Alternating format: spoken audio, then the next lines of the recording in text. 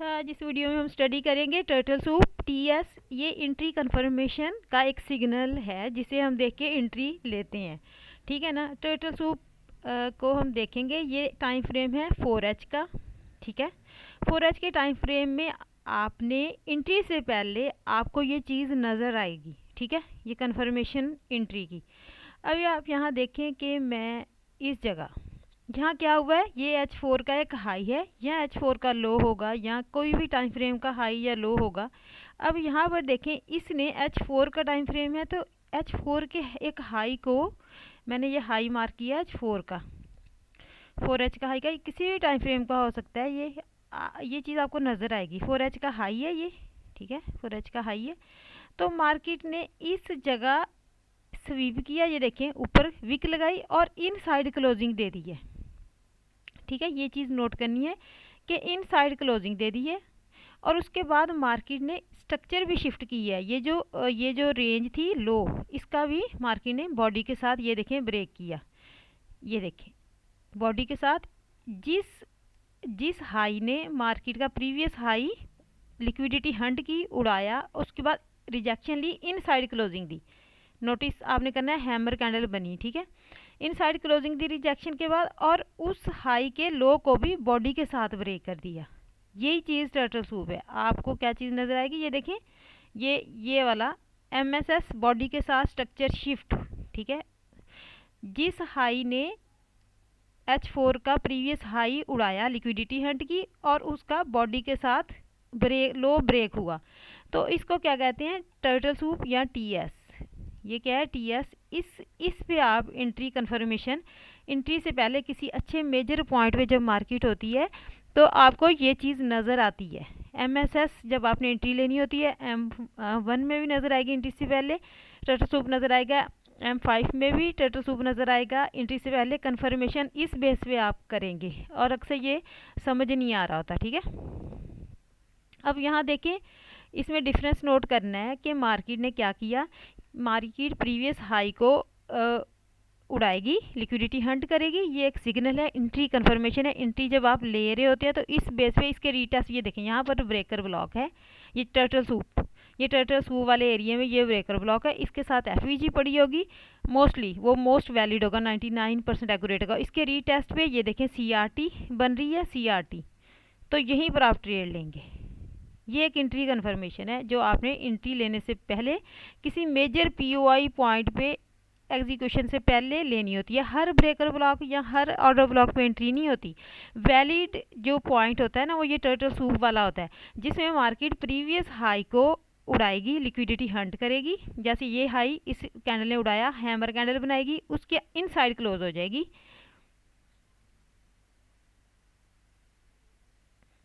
ठीक है, उसके बाद उसके लो को भी बॉडी के साथ ब्रेक कर देगी। अब यहाँ पर जो ब्रेकर ब्लॉक बना है, ये जो टर्टल सूप हुआ है, ये अब वैलिड है।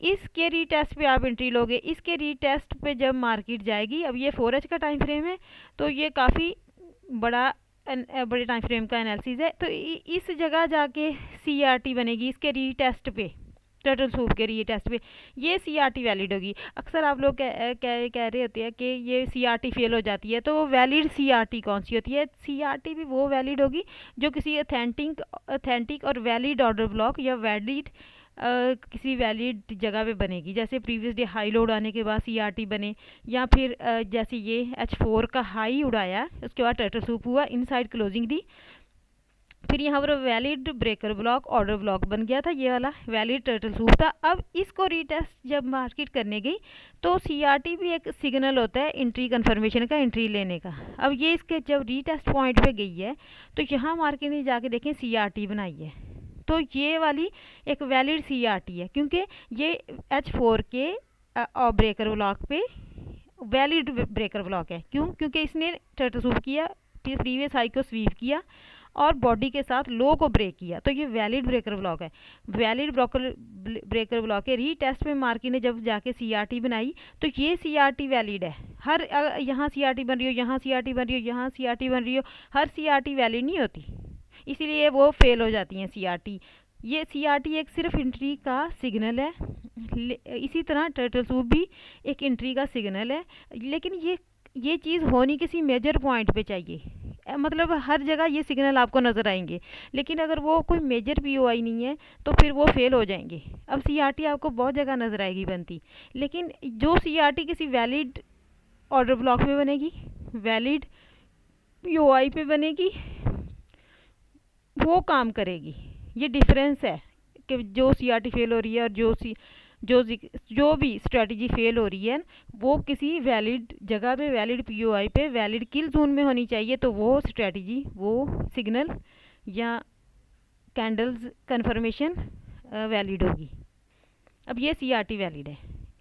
इसके बिहाइंड रीज़न क्या है? क्योंकि ये एक हाई उड़ाया 4H का मार्केट ने, टर्टल सूप किया, उसके लो को देखें बॉडी के साथ ब्रेक किया, ये एक ब्रेकर ब्लॉक था H4 का, तो यहाँ पर बनने वाली सीआरटी वैलिड थी, तो उसने सेल की अच्छी खासी मूव भी दी है।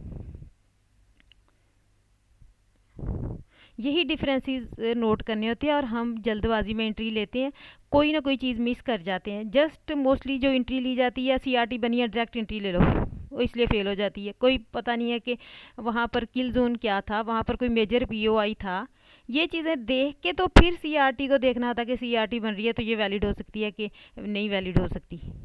ये खुद डिसीजन करना होता है आप लोगों ने।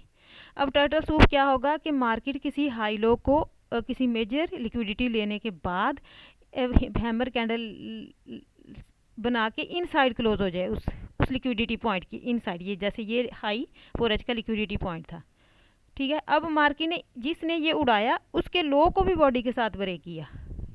अगर आप लोअर टाइम फ्रेम में देखोगे ये एक ब्रेकर ब्लॉक बना, इसके सामने एफवीजी भी नजर आएगी। इसके रीटेस्ट पे अब ये टर्टल सूप है, एक ऐसा पॉइंट जो प्रीवियस हाई को भी उड़ाए, फिर इनसाइड क्लोजिंग दे, फिर उस लो को बॉडी के साथ ब्रेक कर दे, तो वो वैलिड टर्टल सूप या valid breaker block for entry होगा।